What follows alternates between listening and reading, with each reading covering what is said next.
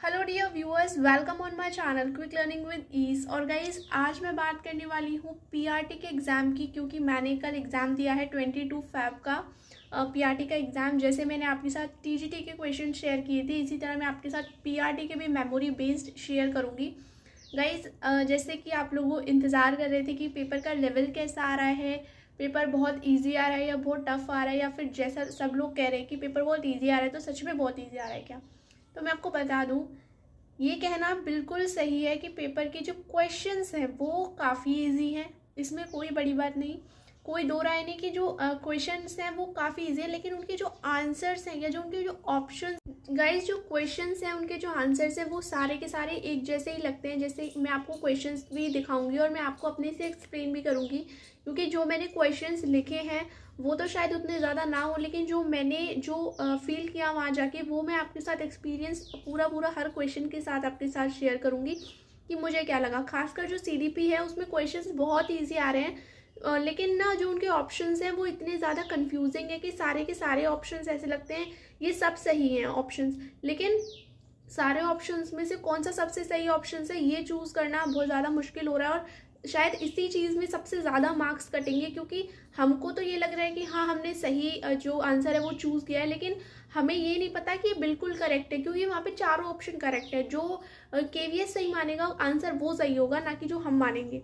ठीक है, तो मैं आपके बिना देरी के बिना देरी के आपके साथ क्वेश्चन शेयर कर लेती हूँ। तो चलिए क्वेश्चंस को देखते हैं। ओके, तो गाइज़, वीडियो अगर थोड़ी लंबी हो तो प्लीज़ गाइज़ छोड़ के मत जाइएगा वीडियो को। ऐसा हो सकता है क्योंकि सारे सब्जेक्ट को डिस्कस करने में थोड़ा टाइम लग सकता है। देखिए, यहाँ पे मैं आपको नंबरिंग में मैंने आपको बता दी है कि कौन कितने नंबर मार्क्स का आ रहा है। तो यहाँ पे जनरल इंग्लिश थी, वो 10 मार्क्स की थी। यहाँ पे आपके सिनोनिम पूछे गए थे और 4 पूछे गए थे करीबन, मतलब सिनोनिम 3 थे और एंटोनिम 1 था। सिनोनिम ये है, एक तो मैरिकुलस का पूछा गया था, एक फेरोशियस का पूछा गया था और एक विजडम का पूछा गया था। एंटोनिम में आपसे इंटीग्रेशन का एंटोनिम पूछा गया था। एक फ्रेजल वर्ब आई थी जो कि टेक से थी, take out, take from, take to, take on, इस तरह से। तो उसमें फिलअप में आई थी कि क्या भरा जाएगा। एरर आया था टेंस से, जो कंडीशनल वाले आपके जो टेंस है ना, मतलब उसमें कंडीशनल 3 तरह के कंडीशनल होते हैं, उसमें से आया था। और कंडीशनल ये था कि जो वुड हैव वाला होता है तो उसके साथ क्या लगता है, जैसे कि हैड लगता है, और जो अगला सेंटेंस होता है उसमें वुड हैव लगता है। तो ये वाला एक कंडीशनल था। एक प्रेपोजिशन से क्वेश्चन था गाइस, जिसमें हमको ऑफ या फिर एज, फॉर, एज, इन, इस तरह से हमको फिलअप करना था। एक सेंटेंस दे दिया गया था। नेक्स्ट आपका एक 2 क्वेश्चन इससे रिलेटेड थे कि आपको एक मतलब वर्ब पहचाननी है उस सेंटेंस में से, या नाउन प्रोनाउन पहचानना है, ये वाले। ठीक है, ये आपका हो गया इंग्लिश का। अब नेक्स्ट हम जनरल हिंदी की बात कर लेते हैं, जो कि 10 मार्क्स की आई है। यहाँ पे गाइज आपसे पूछा गया था, एक तो अपादान कारक का आया था। ठीक है, उसमें अपादान कारक आंसर था। संधि विच्छेद आया था आपका उद्धार का। समष्टि का विलोम शब्द आया था। अकर्मक क्रिया 4 ऑप्शन में से पहचाननी थी कि कौन सी सेंटेंस में अकर्मक क्रिया है। प वर्ण का उच्चारण स्थान कौन सा है, ये पूछा गया था। बादल का पर्यायवाची आया था। एक पैसेज आया था, उसमें से आपको शायद 2 या 3 आंसर्स थे, 2 या 3 आंसर्स थे पैसेज से। और तद्भव तत्सम का जो सही युग्म दिया होता है ना, उसमें से पहचानना था कि कौन सा युग्म गलत है आपके तद्भव और तत्सम का। तो ये आपकी जनरल हिंदी हो गई 10 मार्क्स की। ठीक है, आई होप आपको समझ आ रहा होगा कि किस लेवल का पेपर आ रहा है। यहाँ पे फिर हमारी 10 मार्क्स की है जनरल नॉलेज। तो देखिए, इसमें साहित्य पुरस्कार 2022 आप अच्छे से कर लीजिएगा। एक क्वेश्चन इससे आया था। बीसीसीआई के चेयरमैन कौन है, इससे क्वेश्चन था। एक क्वेश्चन फीफा वर्ल्ड कप से था। राष्ट्रीय खेल पुरस्कार किन किन लोगों को मिले हैं, उनके मतलब उनकी मैचिंग आई थी। गोवा में जो IFFI अभी अवार्ड्स हुए हैं उसमें मतलब जैसे बेस्ट एक्टर कौन रहा, या फिर किसको नॉमिनेट किया गया, आप इस वाले इन मैंने जो मेन टॉपिक हैं आपको बता दिए, इनको आप देख लीजिएगा। इनसे क्वेश्चन आ रहे हैं। पर्टिकुलर क्या क्वेश्चन थे वो तो मेरे को नहीं याद है, लेकिन हाँ, इनसे क्वेश्चन आ रहे हैं। तो आप ये 4-5 टॉपिक ही तो हैं, तो आप इनको पढ़ लीजिएगा। कंप्यूटर की बात कर लूँ तो कंप्यूटर में मेरे को 3 क्वेश्चन याद थे। परमानेंट डिलीट की, MS वर्ड की, मतलब हमको परमानेंट डिलीट करना हो तो उसकी शॉर्टकट की आई थी। ऐसा कौन सा ऐप है जो कि क्लाउड स्टोरेज प्रोवाइड नहीं करता, 4 ऑप्शन थे। इसमें से शायद एक कैनवा था, एक गूगल ऐप था और 2 ऑप्शंस और थे। EPROM की फुल फॉर्म आई थी, तो आप फुल फॉर्म से एक बार अच्छे से देख लीजिएगा। ठीक है। और रीजनिंग में मैं आपको बता दूं, रीजनिंग यहाँ पे मैंने लिखी नहीं है, रह गई है, पर मैं आपको बता दूं। तो गाइज रीजनिंग इस बार थोड़ी टफ लगी मुझे, और एग्जाम से टीजीटी में तो बहुत इजी थी। यहाँ पे एक आया था कि मतलब आपको एक ट्राइंगल बना के दे दिया है, उसके अंदर एक सर्कल, फिर एक स्क्वायर, इस तरह से एक शेप सी बना दी थी। और उसमें ना जैसे इतने नॉन एथलीट हैं, इतने नॉन एजुकेटेड हैं, इतने ये हैं, तो फिर वो एंड में नंबर पूछ रहा था कि टोटल नॉन एथलीट कितने हैं, मैरिड कितने हैं, इस तरह से क्वेश्चन था। एक वेन डायग्राम से क्वेश्चन था, एक सिटिंग अरेंजमेंट से क्वेश्चन था। ये तो पहले भी आया, तो आप इसको अच्छे से कर लीजिएगा। और सिटिंग अरेंजमेंट इस बार थोड़ा टफ था, तो प्रॉब्लम हो रही थी। एक नंबरिंग मतलब सीरीज सी दे दी थी, तो उसमें हमको बताना था कि वो मतलब नंबरिंग बतानी थी कि उसमें वो किस उससे चल रहा है। जैसे कि दो, मतलब ऐसे था कि दो हमने जोड़े और उसके बाद हम उसमें 5 जोड़ रहे हैं, तो वो आंसर आ रहा है। फिर 2 के हमको मल्टीप्लिकेशन दे दिया, उसमें फिर हमने 6 जोड़ा, तो ये आंसर आ रहा है। तो इस तरह की रीजनिंग थी, ठीक है। रीजनिंग में मतलब तीन क्वेश्चन ईजी थे, 2 थोड़े टफ क्वेश्चन थे। तो आप ये टॉपिक रीजनिंग के देख लीजिएगा। नेक्स्ट अब हम बात कर ले 20 मार्क्स की इंग्लिश और 20 मार्क्स की हिंदी आई थी, इसके बारे में बात कर लेते हैं। तो 20 मार्क्स की इंग्लिश में आपका पैसेज से 4 क्वेश्चंस थे, नरेशन के 2 क्वेश्चन थे, वॉइस के 2 क्वेश्चन थे। इसलिए आप नरेशन और वॉइस अच्छे से करके जाइएगा, इससे आपको 4 क्वेश्चन ईजिली मिलेंगे। सेंटेंस अरेंजमेंट था, उसको अरेंज करके लिखना था, इससे 2 क्वेश्चन आए थे, ठीक है। इतना तो मुझे याद था।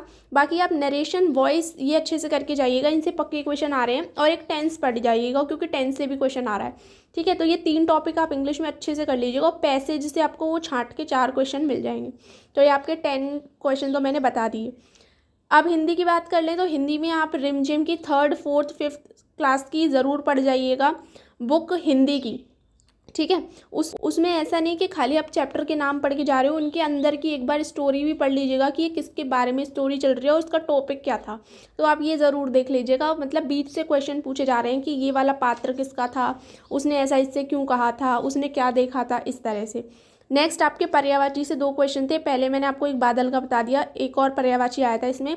क्रिया से क्वेश्चन थे, और उपसर्ग प्रत्यय से क्वेश्चन थे, और एक पैसेज था, तो पैसेज से आंसर छांटने थे। स्वामी विवेकानंद के ऊपर पैसेज था, ठीक है। तो ये आपके टोटल मैंने हिंदी और इंग्लिश के क्वेश्चन बता दिए कि किस तरह और किस टॉपिक से क्वेश्चन आ रहे हैं। तो आपको पता लग गया होगा। ये हैं मैथ के क्वेश्चन। मैथ ज़्यादा टफ नहीं आ रही गाइस, मैं आपको टॉपिक बता दे रही हूँ, और क्वेश्चन किस टाइप के थे वो मैं आपको बोल के बता दे रही हूँ। नॉर्मल एडिशन ऑफ मनी का मतलब ये है, जैसे सीटेट में क्वेश्चन आता है ना कि उसने इतने रुपए का ये खरीदा, इतने रुपए का ये खरीदा, टोटल उसने इतने रुपए खर्च कर दिए, अब उसमें पहले इतने रुपए थे, तो अब कितने रुपए बचे। तो इस तरह का एक क्वेश्चन आ रहा है। सिमेट्री से ये क्वेश्चन है, जैसे कि एक स्टार दिया था, इसमें नंबर ऑफ ट्राइंगल पूछे थे, और ये 3rd वाले में नंबर ऑफ एंगल पूछे थे, ठीक है। मेंसुरेशन से आया था कि एक स्क्वायर की मतलब ऐसे फील्ड दे दी है, तो कभी तो उसका एरिया पूछ लेते हैं, कभी उसका पेरीमीटर पूछ लेते हैं, इस तरह से। एक ये नया क्वेश्चन था गाइस, रोमन नंबर का अरेंजमेंट, मतलब आपको रोमन नंबर की डिजिट्स दे दी थी, तो आपको उनको ना अरेंज करना था। तो आप एक बार रोमन नंबर देख लीजिएगा कि कौन सा क्या रोमन नंबर है, ठीक है। और जो नेक्स्ट है वो एक क्वेश्चन प्रॉफिट लॉस से था, नॉर्मल था। और डेटा हैंडलिंग से क्या था, आपको एक ग्राफ दे दिया था, ऐसे दे दिया था कि लाइब्रेरी में एक लड़का है राम, उसने ये बुक जचाई हैं, इतनी बुक्स इंग्लिश की, इतनी बुक्स हिंदी की, इतनी बुक्स इसकी। फिर आंसर में 2 क्वेश्चन पूछे थे कि सबसे ज़्यादा बुक्स किसकी हैं, ठीक है, और कौन सी बुक मतलब कौन सी बुक किससे दुगनी है, इस तरह के क्वेश्चन थे। ज़्यादा टफ नहीं था ग्राफ। नेक्स्ट आपके पैटर्न में मैंने आपको ये एक पैटर्न बना के दिखा दिया। ये बिंदी जो थी ना, इनको मतलब ऊपर नीचे कर दिया था, तो इनका पैटर्न पता करनी थी कि कौन सा गलत पैटर्न है इसमें से, इस तरह का क्वेश्चन था। और एक नॉर्मल मल्टीप्लिकेशन का क्वेश्चन था, और एवरेज से एक क्वेश्चन था, ठीक है। इसके बाद गाइज आपकी ईवीएस की बात कर लूँ। ईवीएस में एक तो डेजर्ट प्लान से क्वेश्चन था, मतलब हमसे ना इसमें बहुत सारे मतलब वो है ना असर्शन रीज़न के क्वेश्चन ज़्यादा हैं। तो आपको डेजर्ट प्लांट के बारे में 2 ऐसे स्टेटमेंट दे दिए हैं, कौन सा सही है कौन सा गलत है ये बताना है। क्रोटन के बारे में पूछा गया था कि ऐसा कौन सा प्लांट है जो कि कलर चेंज वेंज करता है, इस तरह से। एक ही आपसे प्लास्टिक का जैसे सिंथेटिक फाइबर चैप्टर है एनसीईआरटी बुक में, तो उसमें प्लास्टिक की भी बात है। तो ये प्लास्टिक के 4 स्टेटमेंट दे दिए थे, तो पता करना था कौन सा गलत है कौन सा सही है। सुनीता विलियम चैप्टर है जो कि क्लास 5th में, इससे ना सुनीता विलियम के 4 ऑप्शन दे दिए थे कि उसने कौन कौन सी बात कही थी। अब इसमें से कौन कौन सी बातें सही है ये आपको बताना था, ठीक है। तो आप समझ पा रहे होंगे कि इजी तो ये नहीं है कि आपको देखो आपने ये पढ़ा है कि हाँ हमको पता है सीधा सीधा स्लॉथ पता है, लेकिन जब उसके 4 ऑप्शन दे दिए जाते हैं ना कि ऐसा इस चैप्टर में है या नहीं है, तो वहाँ पे इंसान फंस जाता है कि ये तीनों बातें सही हैं या ये 2 बातें सही हैं या फिर ये सारी बातें सही हैं। एक क्वेश्चन स्लॉथ से था जो कि सीटेट की तरह ही था, सेम डिसीजेज से क्वेश्चन था, जैसे विटामिन ए, विटामिन ई। आप ये वाली डिसीजेज इनकी याद कर लीजिएगा और इनके जो साइंटिफिक नेम होते हैं ना वो भी आप इनकी याद कर लीजिएगा, तो पूछ लेते हैं। जैसे विटामिन ई का साइंटिफिक नेम क्या है, ठीक है, टोकोफेरोल है, तो इस तरह से। और गाइज नेक्स्ट सीडी पे जिसका आपको बेसब्री से इंतजार था, तो उसके ये क्वेश्चन है। पहला क्वेश्चन था पैटर्न क्या है एनईपी 2020 का, तो ये आपको सामने आंसर दिख रहा होगा। फुल फॉर्म आई थी एफएलएन की। इसमें आपको ना बहुत कंफ्यूजिंग दी थी, एक में फंक्शनल दे दिया था, एक में फाउंडेशनल दे दिया था, एक में फाउंडेशन दे दिया था, ठीक है। तो आपको पता करनी थी कौन सी सही है, तो आप अच्छे से पढ़ लीजिएगा सारी, उसको जल्दी जल्दी मत लगाइएगा। नेक्स्ट था on to which class free education policies, मतलब किस क्लास तक फ्री एजुकेशन पॉलिसी वो जो आरटीई एक्ट में बताई गई है वो किस क्लास तक है, ठीक है। मेगासेफेली मीन्स क्या होता है, एक नया क्वेश्चन था। मेगासेफेली मीन्स मतलब होता है लार्ज ब्रेन, ठीक है। एक था ऑटिज्म किस काइंड का डिसऑर्डर है, तो ये आपको बताना था। सिगमंड फ्रूड की जो थ्योरी है उसका नाम क्या है, ये आया था। पर्पज़ क्या है टाइम टेबल बनाने का, ये आया था। आप पता है इसमें जो 4 ऑप्शन आए थे वो चारों के चारों क्या थे, पर्पज़ थे टाइम टेबल बनाने के। आपको ये बताना था सबसे सही कौन सा आपको लग रहा है ना, आपको ये बताना था। टाइम टेबल बनाने के सारे पर्पज़ उसमें सही थे। और ये पूछा गया था इंस्ट्रक्शनल प्लान बनाने का पर्पज़ क्या है, इसमें भी 4 ऑप्शन सेम जैसे एक जैसे लग रहे थे, सारे सही। रोल ऑफ प्रिंसिपल पूछा गया था, तो प्रिंसिपल के जो 4 ऑप्शन थे वो सारे रोल हैं प्रिंसिपल के, लेकिन सबसे सही कौन सा है ये आपको बताना है। चाइल्ड सेंटर एजुकेशन टर्म किसने दिया था, ये आपको बताना था। What is the role of community in the school, कि हम कम्युनिटी को क्यों जोड़ें स्कूल से, उसका रोल क्या है, ये आपका क्वेश्चन था। इसके बाद जो नेक्स्ट था वो था कि लीडरशिप टाइप आप सारी कर लीजिएगा, जैसे डेमोक्रेटिक, ट्रांसफॉर्मेशनल। तो इनमें से पूछा जाता है कि जो सबसे अच्छी है वो कौन सी है, कभी कभी पूछ लेता है डेमोक्रेटिक जो लीडरशिप होती है उसके क्या क्या रोल होता है। इस तरह से एक क्वेश्चन आया था कि आर्टिकल 19 है वो किसके लिए है, मतलब उसका मतलब कहते हैं ना, जैसे आर्टिकल 21 है तो वो बताता है हमको, ये बताता है, और आर्टिकल 17 है तो हमको ये बताता है कि बच्चों को नहीं मारना है, तो ये आर्टिकल 19 किसके लिए, ये हमको बताना था वहाँ पे। नेक्स्ट था गाइस कि role of TLM in school क्या है, टीएलएम का मतलब पर्पज़ क्या है स्कूल में। और एक था ग्रोथ से क्वेश्चन था कि ग्रोथ मतलब ऐसे बोला था क्वालिटेटिव होती है, इरिवर्सिबल होती है, क्वांटिटेटिव होती है, इरिवर्सिबल होती है, इस तरह से। तो गाइस इस तरह का कुछ एग्ज़ाम रहा था, ठीक है। तो अब आप देख लीजिए कि एग्ज़ाम इजी रहा है या टफ़ रहा है।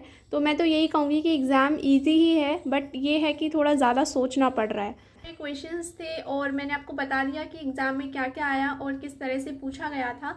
अगर आपको वीडियो अच्छी लगी हो तो चैनल को लाइक करें, शेयर करें और सब्सक्राइब करें।